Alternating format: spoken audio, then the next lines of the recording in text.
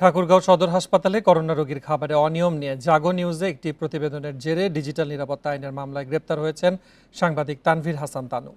তিনি জাগো নিউজ ও ইন্ডিপেন্ডেন্ট টেলিভিশনের ঠাকুরগাঁও প্রতিনিধি। হাসপাতালে তত্ত্বাবধায়কের করা এক মামলায় শনিবার গ্রেপ্তার করা হয় তাকে। এদিকে গ্রেপ্তারের পর রাত 1টার দিকে অসুস্থ হয়ে পড়লে পুলিশ প্রহরায় তাকে হাসপাতালে ভর্তি করা হয়। ঠাকুরগাঁও সদর থানার ভারপ্রাপ্ত কর্মকর্তা তানভীরুল ইসলাম বলেন, গত শুক্রবার ইন্ডিপেন্ডেন্ট টেলিভিশনের ঠাকুরগাঁও প্রতিনিধি তানভীর, বাংলাদেশ প্রতিদিনের জেলা প্রতিনিধি আব্দুল লতিফ লিটু ও নিউজ বাংলা 24-এর 24.com-এর জেলা প্রতিনিধি রহিম শুভকে আসামি করে ডিজিটাল নিরাপত্তা আইনে একটি মামলা দায়ের করে।